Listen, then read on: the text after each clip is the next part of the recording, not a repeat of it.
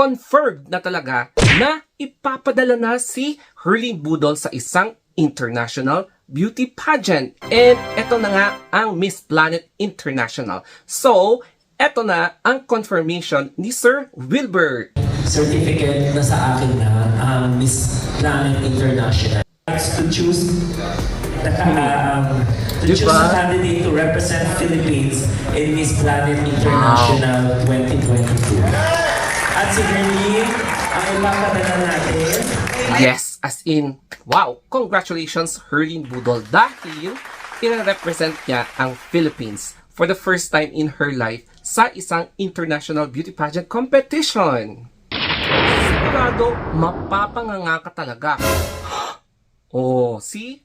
It's because, ayan, nakahanap na nga si Sir Wilbert Tolentino ng international pageant na kung saan pwede niyang i-appoint si Herlene Budol to represent the Philippines sa international pageant. And ito na nga, ang Miss Planet International. O diba? Kaya, wow, this is once again a bigger opportunity para kay Herlene Budol na i-represent ang ating Philippines sa international stage. So, dito natin makikita yung full story, yung full na sinabi ni Sir Wilbert Tolentino sa kanyang announcement sa birthday ni Herlene Budol. 23 on 23, di ba? Tama yung title natin.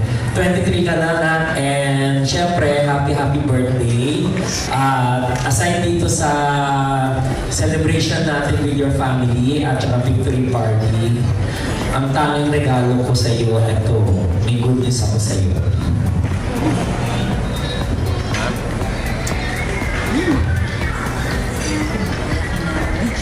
Actually, hindi ko ito sinabi sa lahat. Ito po. Ay! Ano yan, Tini? Baka naman. Tendre. Yes. Pwede. So, itong regalo nito, itong birthday gift ko to sa kanya. Actually, isa to sa madadagdag sa isang achievement po niya. And I hope sana buong family ng Budol, ng Team Bod, sana nandiyan pa rin kayo. Huwag niyong bitawan at suportahan si Herlene tulad na ginagawa ko. Ito ay certificate na sa akin na ang Miss Planet International. Certificate of presence ito. Okay, nakalagay dito. Wilbert Team Tolentino has the exclusive rights to choose a candidate to represent Philippines in Miss Planet International 2022. At si Herlene, ang ipapadala natin, at susunod tayo sa Bilibining Pilipinas, naghihingi tayo ng basbas. Sana nandyan tayo at suportahan pa rin natin si Herlene all throughout. At ito, si Ryan pa rin na magte-train sa iyo, Tagalog, gamitin natin Tagalog at sarili wika, magpapadala tayo ng interpreter. Sana itong regalo gift ko na wish ko sa iyo na manalo ka para mas lalo ka pa ang ayun. Sana mo kami na mag-asawa. Sana ipapatuloy mo kung ano yung mga naging plan natin sa atin ni Madam Inuts. Kung ano meron sa atin tatlo, we are one. And I love you na and happy birthday.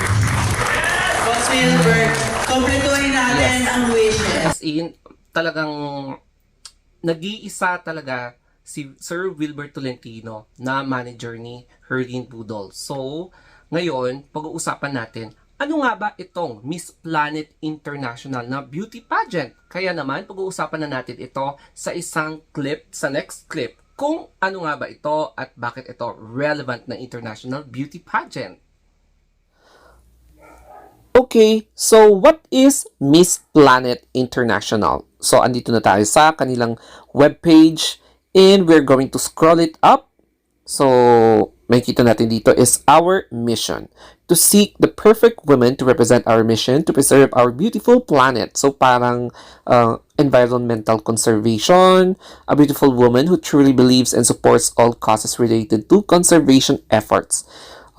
Carried out by champions of the planet, our contestant will spread the message of hope for planetary conservation. So, parang same siya sa Miss Eco International and Miss Earth. Our core values, preserving nature and the environment, ending poverty, promoting ethical economic progress, ending the war and violence, promoting peace, embracing multicultural, supporting clean and renewable energy, and yon. So, the president is Miss Haley Amin, is a Cambodian producer and founder of Miss Planet. Oh, so this is a Cambodian-based pageant. So this is her. So, together with Mr. Pedro Francisco. So, wait lang. Pedro Francisco. So, read more. Ano pa ba? Yung read more. Pedro Francisco Marquez is a well-known producer of pageantry. Ayan. Has worked for Miss Universe Organization 2007. Tapos, and then, he has been awarded in several countries due to his contribution in cultural sphere. So, parang ano siya, Hispanic. Ayun. So, ayan siya guys. Miss Planet International will be on November 20. So, ayan guys. And, tignan natin kung ano pa ang pwede natin mahagilap dito sa pageant na ito. Kaya, ang ibig sabihin nito, ladies and gentlemen, ay pupunta si Herlin Budol sa Uganda. O, di ba?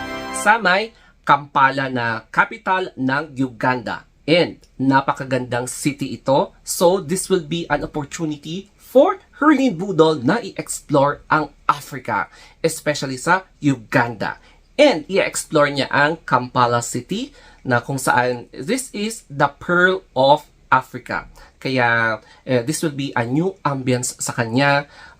I think marunong din sila mag-English doon sa country na yan. And syempre, together with her team, hindi siya mahihirapan dahil may tutulong sa kanya. And of course, i-explore nila ang culture ng Uganda. Kaya mahaba-habang flight ang lulusurin ni Herlin Budol together with her team para ma-explore and ma-experience ang Uganda.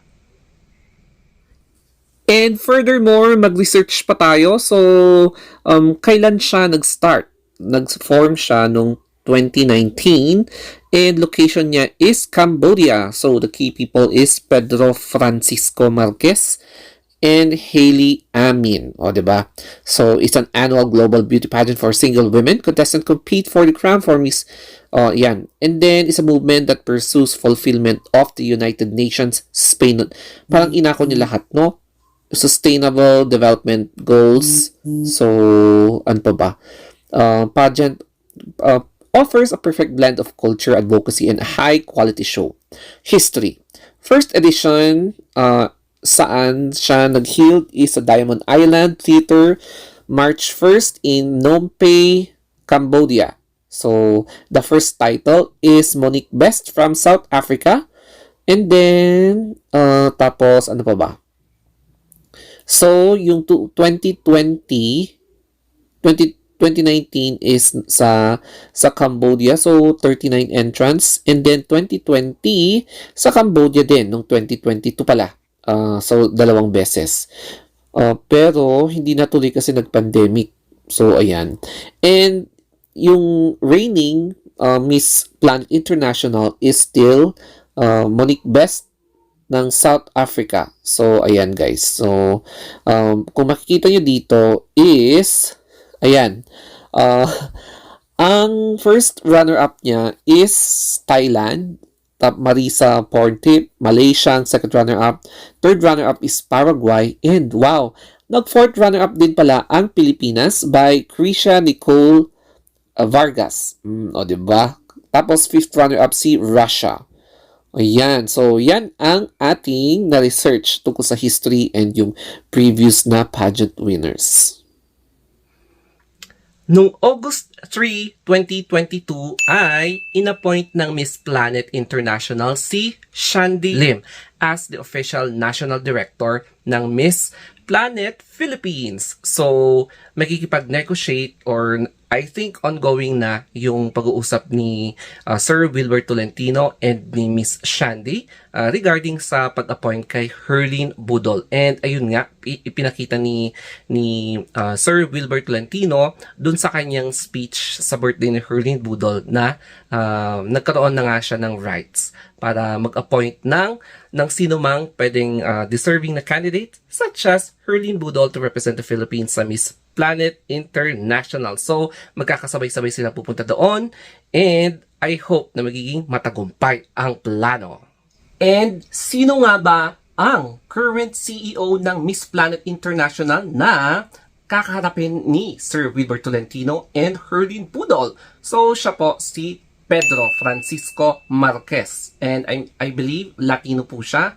And currently, I believe na nagbisita siya sa Uganda and na-book niya, na-organize niya lahat-lahat yung mga venues, tapos yung mga iba pang mga lugar kung saan pupunta ang mga candidates para sa Miss Planet International, and they will be visiting tourist spots tsaka cultural heritage sites sa Uganda and in particular sa Kampala. So, ayan, currently busy siya para pagdating ng Burr months is nakagawan sila ng mga stage, venues, na-organize yung mga important key people para to help organize the event and para maging successful ang Miss Planet International. So, ayan. And kung napansin nyo sa vision or sa mission ng pageant na ito is that para kinuha na niya lahat. Environment, tapos promoting heritage, tapos humanitarian, and against war and violence. So, sigurado merong matatama ang ibang pageant dahil sa advocacy or isa sa mga advocacy ng Miss Planet International. Kaya, o, diba? Tapos, ayan, very relevant ang pageant na ito. Tignan natin in the near future kung hindi magbago or hindi nega yung ugali ng CEO or ng director ng pageant na ito.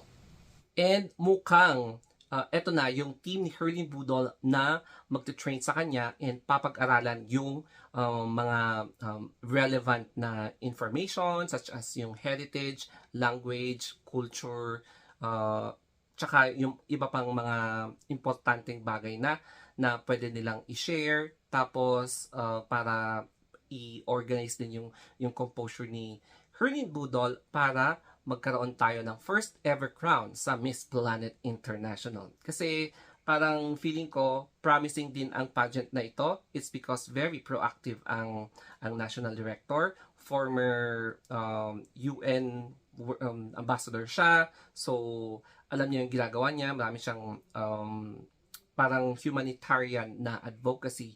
So hindi lang nagbe-base sa isang place kundi sa iba't ibang places din around the world. So malay natin baka dito i-healed ang Miss Planet International next year, especially if makoronahan si Herlin Budol. So tignan natin, ladies and gentlemen. Okay, so eto na nga ang latest update natin for Herlin Budol. So wish her luck and sana very promising and very positive ang kanyang bagong journey as the new representative of Philippines for Miss Planet International. So, if you want more pageant updates from me, mag-subscribe lang kayo and always stay safe.